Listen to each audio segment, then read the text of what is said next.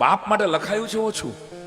તમે સાહિત્યકારોને પૂછો, તમે લોક સંગીતમાં લખવા જાઓ, તમને ગીતો જ નહીં મળે. તમે લખજો, ગોતજો, બાપના ગીતો હમણાં લખાણા છે. બાકી પાપા કહેતે હે બડા નામ કરેગા, બેટા હમારા એસા કા, એક જ પિક્ચરનું ગીત મળશે. બાપ માટે લખાયું નથી સાહેબ. એટલે મારા પિતાશ્રી રિટાયર્ડ થતા હતા ત્યારે મેં લલિતભાઈ એના માટે એક શેર લખેલો હોય, કદાચ તમને બધાને ગળે ઉતરે તો અહીં એક બેઠેલા એક દીકરાને કામ એવું કે બડે ही ठंड कमरों से, बड़े ही ठंड कमरों से हुकूमत मैं चलाता हूं, बड़े ही ठंड कमरों से हुकूमत मैं चलाता हूं, मेरे पीछे एक बूढ़े बाप ने पसीना बहाया है. આ મારો શેર છે. કીર્તિભાઈ ના પિતાશ્રી પણ સંગીત સાથે જોડાયેલા. મારા પિતાશ્રી પણ 40 વર્ષથી ભજનો ગાય છે.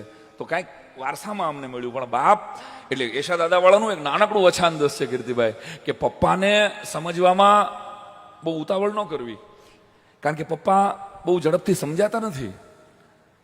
હું જ્યારે નહીં હોઉં ને ત્યારે તમને આ બધું સમજાશે. આવું જ્યારે પપ્પા કહેતા હોય છે ને ત્યારે સાવ સાચું કહેતા હોય છે.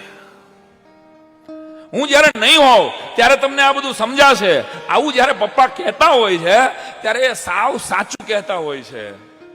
પપ્પાના ચશ્માથી દુનિયાના ઝાડા ઝખરા ખાડા વધારે ચોખ્ખા દેખાય છે.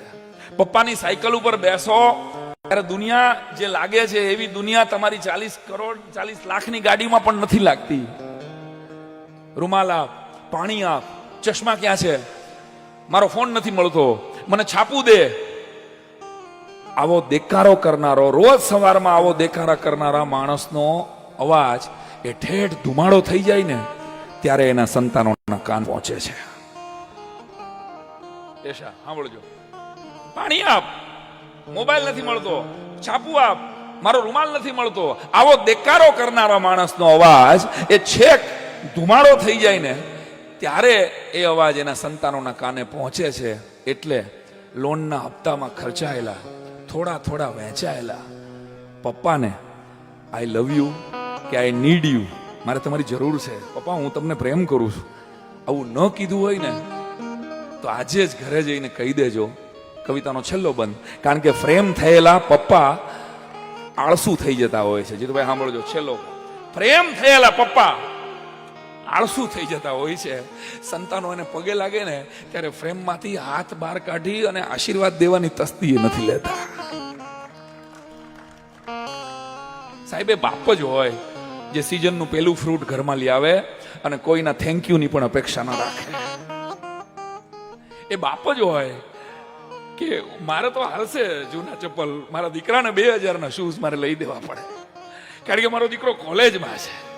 એ બાપ જ હોય એના સાયકલનું પંચર કરાવી લે અને દીકરા માટે ગમે એમ કરીને લોન માગી લે. મારા દીકરાને બાઇક એક લેવાનું છે શેઠ, હું ઓવર ટાઈમ 3 કલાક કરીશ, પણ મારો દીકરો કોલેજે જાય ને ત્યારે એક રાજાનો દીકરો જાતો હોય ને એમ જાવો જોઈએ. સાહેબ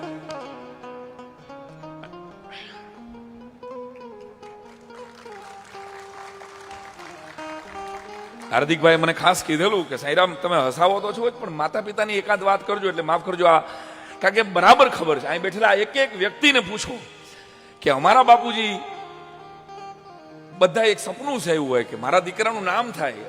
મારી અંગત વાત કહું તો કીર્તિભાઈ, મારી પહેલી કેસેટ જલારામ જીવન દર્શન બહાર પડી ને ત્યારે પપ્પાએ એના સ્ટીકર બનાવેલા કે તારી કેસેટ વેચાશે તો તારું નામ થશે. અને મોંઘીબા ગર્લ્સ હાઈસ્કૂલમાં એ શિક્ષક તરીકે નોકરી કરે, પણ રાજકોટ જતા હોય ને તો શાલ નાખી લે ખભે એટલે કોઈ એને ઓળખે નહીં, કારણ કે એને એક સમયે ઓળખતા હતા લોકો.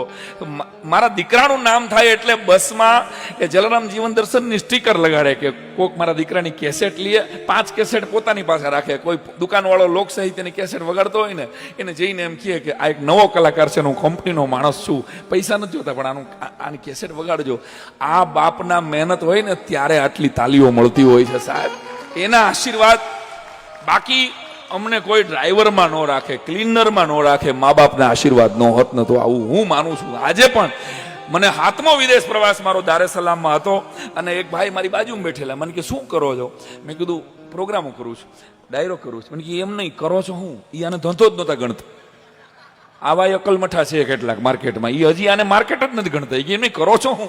મેં કીધું ભાઈ ફૂલ ટાઈમ આના સિવાય કાંઈ નથી કરતો. તો મને કે હસાવા જાઓ છો દારે સલામ? મેં કે હા. તે મને કે મરી જાઓ તો? અમુકને ખબર છે ને મરી જવાની જ વાતું કરતા હોય. મેં કહ્યું હા હરી વા કાંઈ એટલા ઉપર ગયા હોય એટલે ઝડપથી હેઠે આવી. બીજે દિવસ ગુજરાત સમાચારમાં દિવ્ય ભાસ્કરમાં બે અગરબત્તી હળગતી હોય લખ્યું હોય હજારોનો હસાવનારો હાલી નીકળ્યો. વાર તો શું લાગે હે? અનંતની યાત્રા, અનંતની યાત્રા એ મરવાનું તો છે જ ભાઈ, દીવાનું શું એનાથી સાહેબ?